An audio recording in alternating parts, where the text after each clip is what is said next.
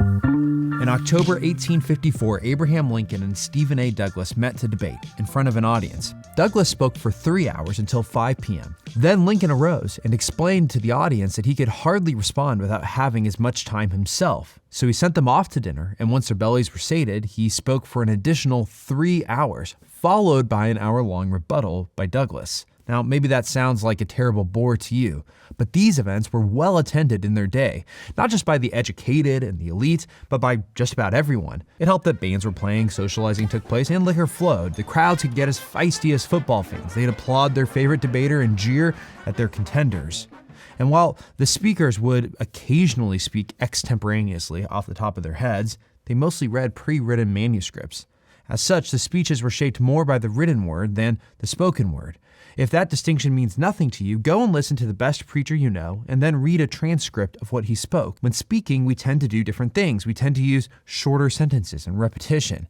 Illustrations and word pictures predominate over logical constructions and complex sentences. Put differently, if you read a great speaker's words as writing, you'd think him a poor author. But in the 1800s, the average American's mind was so shaped by the world of print that he found it easy to comprehend language that mimicked print.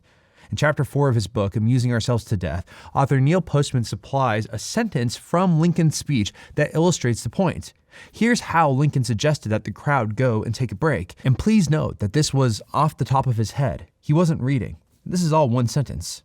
It will readily occur to you that I cannot, in half an hour, notice all the things that so able a man as Judge Douglas can say in an hour and a half. And I hope, therefore, if there be anything that he has said upon which you would like to hear something from me, but which I omit to comment upon, you will bear in mind that it would be expecting an impossibility for me to cover his whole ground. Postman wryly observes that, quote, present occupants of the White House would not be capable of constructing such clauses in similar circumstances. The president he's referring to is Ronald Reagan, widely upheld by both parties as one of the greatest presidential orators of the last century. But Postman was right. He couldn't talk like Lincoln. And yet, Postman was also wrong.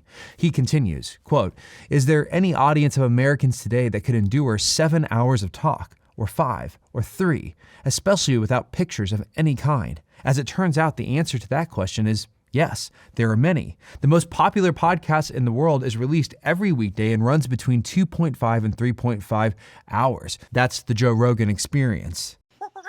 The Joe Rogan Experience. That podcast guests range from intellectuals to athletes to doctors to actors to technologists to philosophers to sex neurologists, which is to say, the topics it discusses are vast and often non-trivial. While there is, of course, a video version of his podcast, most people listen without images, and they listen enough to make the podcaster an exorbitantly wealthy man. Joe Rogan isn't alone. More podcasts are following suit. So I find myself wondering, in the era of addictive, algorithmically sorted, short-form visual media, are podcasts a return to the past? Could podcasts in the church make us all a bit less stupid? Maybe. I had a friend recently tell me that he was listening to the podcast and he could tell that in that episode I was reading a portion of text. And he told me I should instead say things in my own voice, as I did in other places. Now, that well-meant comment struck me as strange for 2 reasons. First, the section he was talking about, I wasn't reading. Second, I was actually reading during the section he thought I was speaking in my own voice. Now that begs a question. Why did he think that one portion was read and the other portion wasn't? I have a theory based on my observations of those 2 sections. The section that I said off the top of my head was shaped by the world of type. It sounded like something an author would write, and I think that's why it registered as me reading it instead of me speaking it. The other section, which was pre-written, in fact, was written in the style of social media, and thus it registered to the guy listening to it as authentic. While all podcasts probably include dimensions of both the written and the social media worlds, I think you can divide them into 2 categories just by paying attention to the different language they use. I'll put a little chart on screen to show the difference between the 2. They have different sentence lengths, short versus long. They have different sentence constructions, simple versus complex. They have different conjunctions, one using simple conjunctives and the other one using adverbial conjunctives. They have different modes of expression. One is concrete and story-based, while the other is more abstract and disinterested. On my podcast, the nearer my speech moved to the norms of social media influencers who quote-unquote authentically share about their lives in close-up shots, well, the more I did that, the more my listener enjoyed my podcast and thought it was real. The closer my speech moved to the world of text, the less my listener enjoyed the podcast, and the more he concluded that I was simply reading a text, and therefore it was fake. When I explained to him that he had it exactly wrong, he was shocked. When I informed him that our podcasts are guided by a carefully designed outline, often based on one or more books, he was horrified. There was nothing authentic about what we were doing if any of it was scripted. We were pretending to be smarter than we really were. We were tricking people into thinking we simply knew everything that we said and that the conversation naturally flowed in a coherent direction. Of course, this is naive. The idea that his beloved Christian influencers don't shoot every intimate, honest, authentic close-up shot multiple times, well, that's naive.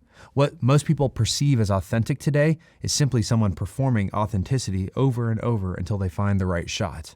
Of equal importance, we never pretend that our podcasts are off the cuff. He assumed it was because his environment, social media, taught him to value that kind of speech. In my reality, careful preparation before a podcast is precisely what we should want from our podcasters if the goal isn't simply to entertain. The goal is to inform, to educate, to shape, to disciple. These differences matter tremendously. Some podcasts could be the means by which Christians are trained to embrace the norms of the written word. But other podcasts are different. They may simply reinforce the social media milieu around us. They're shallow, entertaining, trivial fluff. There may be nothing wrong with those kinds of podcasts, but it certainly does not approximate the Lincoln-Douglas debates. These sort of fluffy podcasts are incredibly popular, especially amongst Christians. We love our marriage, family, and lifestyle podcasts littered with anecdotes and stories and applications. And again, yes, there's a value to these podcasts, but no, they will not make you less stupid. The only way we'll see more textually inflected podcasts in the Christian world is if Christians are encouraged to consume them. What if ministry leaders didn't settle for any podcast is better than no podcast, but instead said, make sure you're consuming podcasts that unmoor you from the faux authenticity of social media. Make sure you're the sort of person who can deeply engage text so that you can deeply engage the text, the Word of God.